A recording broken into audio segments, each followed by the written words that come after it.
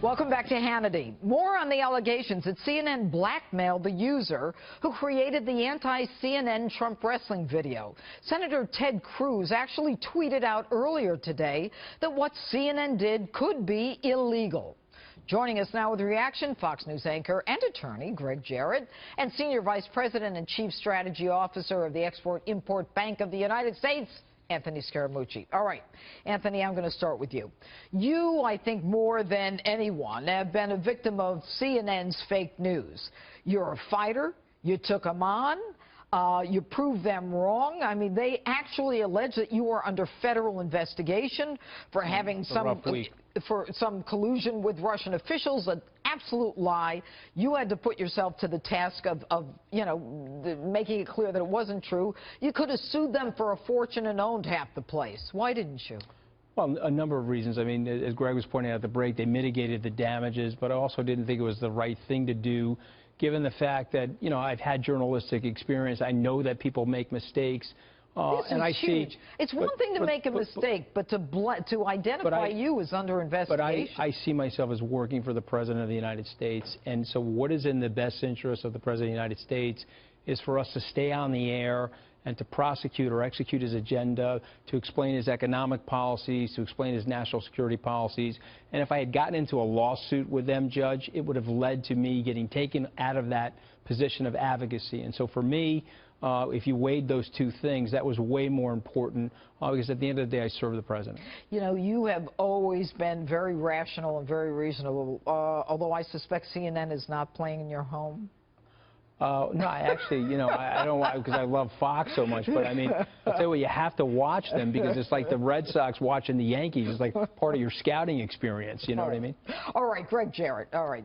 You've got Ted Cruz saying, hey, look, CNN should be looking at the Georgia statute because this is extortion. I mean, it's like blackmailing. And what he's referring to before we get into the statutes is the fact that they said, look, he's apologized after they dug him out. He's apologized. He says he's never going to do it again. He apologized for everything he's done his whole life, and if he does it again, though, we're gonna expose him. Even though we know by exposing him, he is subject to it's a danger. I mean, the guy is in danger now. A lot of threats. What are the statutes? Think about what CNN has done. They have said, if you, Mr. Reddit user, do something that we don't like, we're going to publicly expose you to contempt and ridicule and scorn.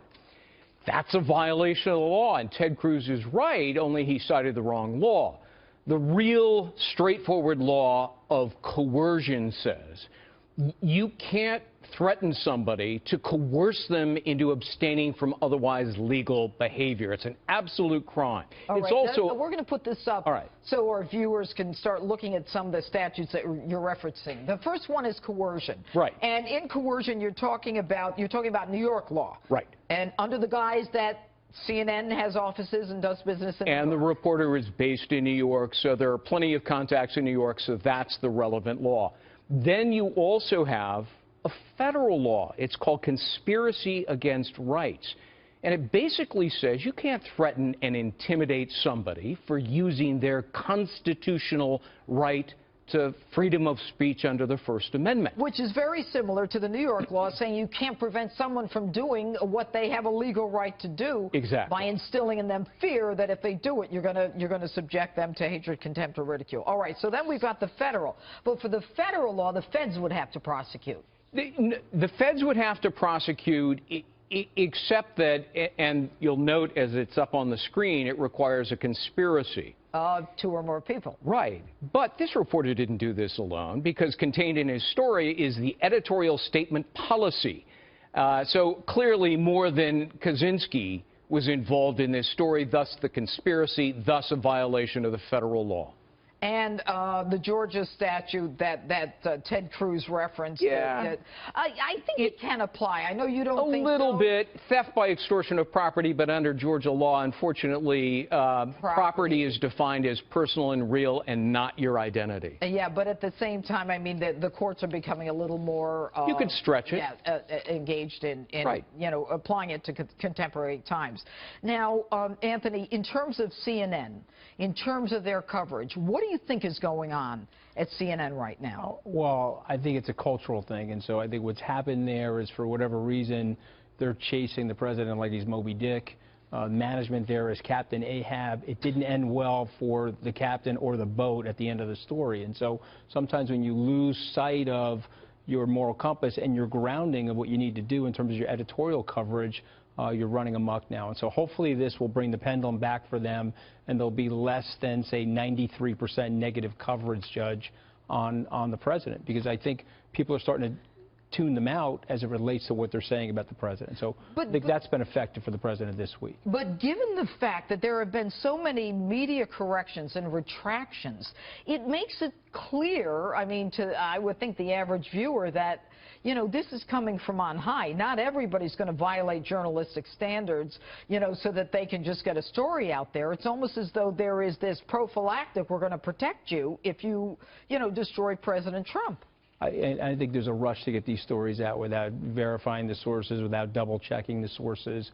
But I think the good news is the bombs that have hit them recently will hopefully bring them back into some more journalistic-oriented standards, more objectivity, Judge. And if that happens, that's better for the country, better for the president.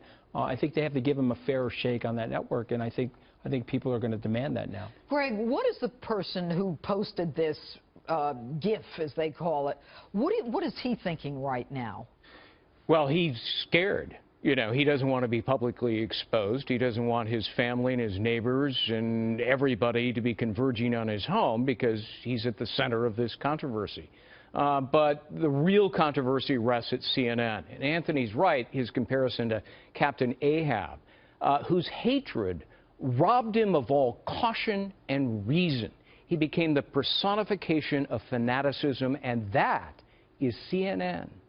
For those of us that didn't take English literature, that is the guy that chased Moby Dick all over the place. Okay, Right. Herman Melville wrote the story, it led to his own demise. But it is a hatred. sign about hubris and pride and ego overtaking you and making you lose your judgment. Gentlemen, thank you very much for both the literary, legal, and the educational input on this story.